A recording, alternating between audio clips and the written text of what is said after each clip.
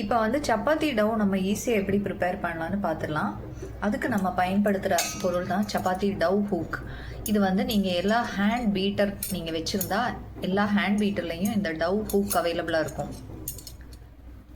இப்போ நம்ம hand பீட்டரில் tau hook attach பண்ணிட்டோம். இது ரொம்ப சிம்பிள் அட்டாச் பண்ணுறது. இது நம்ம திருப்பி ரிமூவ் பண்ணணும்னா இந்த இஜெக்ட் பட்டன் எடுத்தால் போதும், இது ரிமூவ் ஆகி வந்துடும். ஸோ இந்த இஜெக்ட் பட்டன் யூஸ் பண்ணால் நம்ம வந்து இது ரிமூவ் பண்ணிக்கலாம்.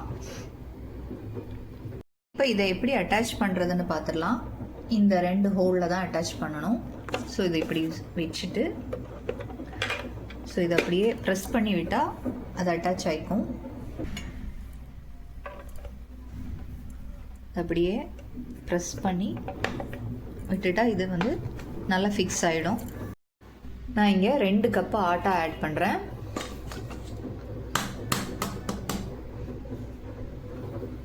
நம்ம மிஷினில் அரைச்சிட்டு வந்த கோதுமை மாவு, அது கூடவே பிஞ்ச் ஆஃப் சால்ட்டு, 1/2 டீஸ்பூன் நல்லெண்ணெய்.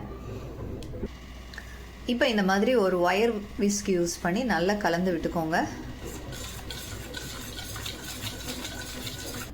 இப்போ வந்து இதில் கொஞ்சம் கொஞ்சமாக தண்ணி நம்ம ஆட் பண்ணி மிக்ஸ் பண்ணிக்கலாம். இந்த டவ் ஹூக் யூஸ் பண்ணி மிக்ஸ் பண்ணிக்கலாம்.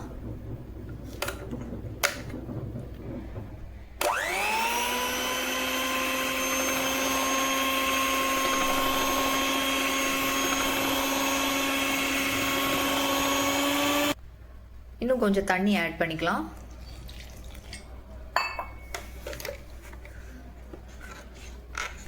திருப்பியும் நம்ம பீட் பண்ணிக்கலாம்.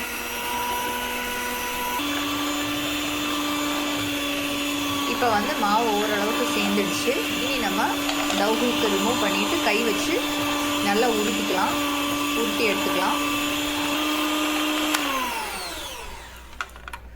இப்போ நம்ம இப்படியே இஜெக்ட் பண்ணாலே அந்த ஹூக் வந்துடும். ஸோ இது நம்ம என்ன பண்ணணும்னா அப்படியே கை வச்சு அப்படியே மாவு சேர்த்தி மிக்ஸ் பண்ணிக்கலாம். இப்போ நல்லா மிக்ஸ் ஆகிடுச்சு.